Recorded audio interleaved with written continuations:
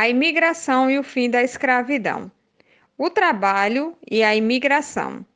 Durante o século XIX, diversos países europeus passaram por guerras e transformações políticas que enfraqueceram sua economia. Com isso, as pessoas ficaram sem emprego e decidiram buscar em outros países melhores condições de vida. Nesse contexto, muitos trabalhadores vieram para o Brasil com a esperança de conquistar um pedaço de terra. Os brasileiros, donos de grandes fazendas, estavam acostumados a lidar com escravos e não com assalariados, como os imigrantes. Portanto, as condições de vida dos primeiros imigrantes foram relativamente parecidas com as dos escravos. Eles eram submetidos a muitas horas de trabalho diário, tinham de produzir muito e só podiam sair da fazenda depois de pagar a dívida contraída com os patrões.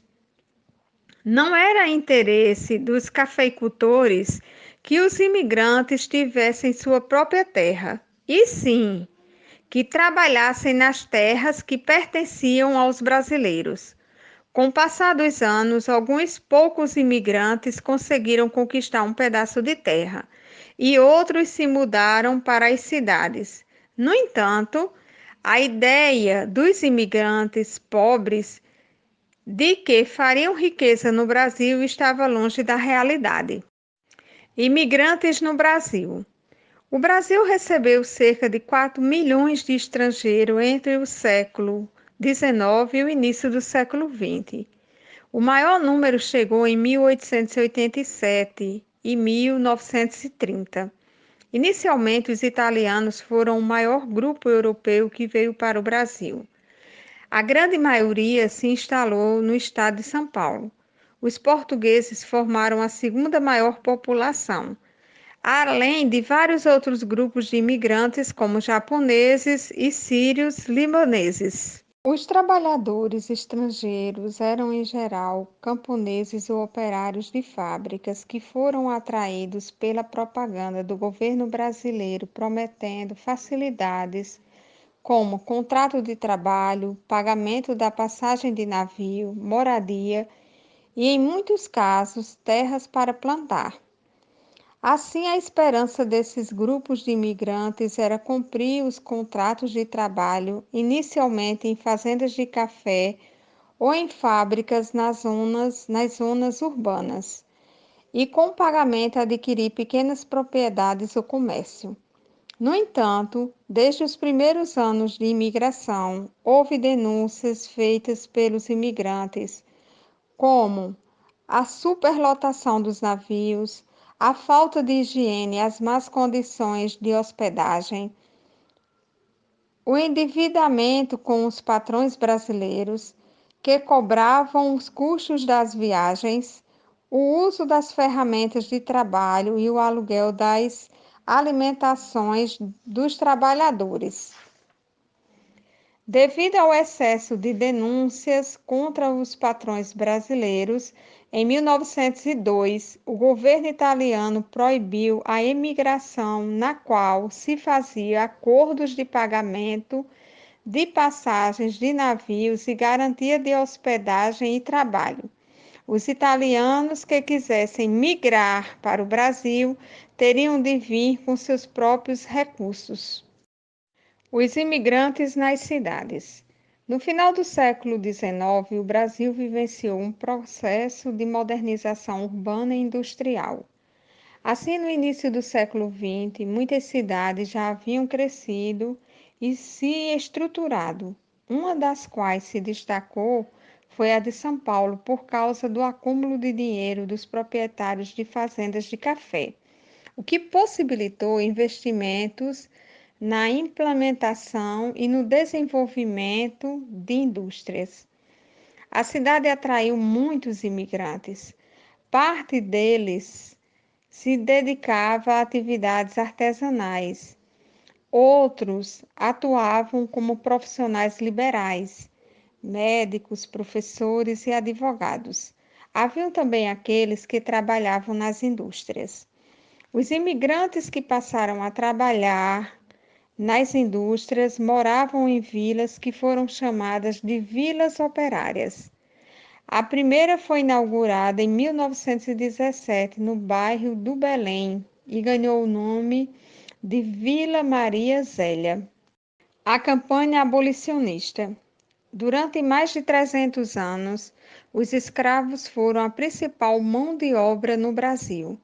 Eles ocupavam quase todas as funções nas fazendas de cana-de-açúcar, no transporte de cargas e de pessoas, nos serviços domésticos e urbanos. As últimas décadas do governo de Dom Pedro II foram marcadas pelas campanhas abolicionistas, compostas de jornalistas, escritores, oficiais do exército e muitas outras pessoas inconformadas com a escravidão. Mesmo nesse contexto abolicionista, muitos cafeicultores insistiam em manter o trabalho escravo. Para eles, perder um escravo significava perder dinheiro, pois teriam de pagar salários aos trabalhadores que assumissem a função dos escravos. Mesmo em situação precária, os escravos lutavam para mudar a violenta condição na qual viviam. Como forma de resistência, destruíram os meios de produção e as propriedades dos senhores. Boicotavam o trabalho, fugiam e, sempre que possível, compravam a própria liberdade. As leis pelo fim da escravidão. Um dos fatores fundamentais para o fim da escravidão no Brasil foi o apoio recebido da Inglaterra, que já havia decretado a abolição em todas as suas colônias. O governo inglês acreditava que a substituição da mão de obra escrava pela assalariada aumentaria a comercialização e o consumo de seus produtos industrializados. Em 1845, o parlamento inglês aprovou uma lei que autorizava a Marinha Britânica a capturar navios negreiros. Dezenas de navios foram aprisionados a caminho do Brasil. Aos poucos, os abolicionistas foram pressionando o governo a aprovar leis que promovessem a libertação dos escravos no Brasil. Vejamos algumas delas. Ano 1850. Nome da lei: Eusébio de Queiroz. O que ela estabelecia? Proibiu o tráfico de pessoas escravizadas pelo Oceano Atlântico. Ano 1871. Nome da lei: Lei do Ventre Livre. O que ela estabelecia? Filhos de escravos que nascessem a partir de 28 de setembro daquele ano seriam considerados livres. Ano 1885. Nome da lei: Lei Saraiva Cotegipe ou Lei dos Sexagenários. O que ela estabelecia? Liberdade para as pessoas escravizadas com mais de 60 anos. A lei determinava, porém, que antes de serem libertos, deveriam trabalhar para os senhores por mais 3 anos, como forma de indenização, ou até completar 65 anos. Ano 1888.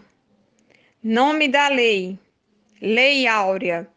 O que ela estabelecia? Declarava o fim da escravidão no Brasil.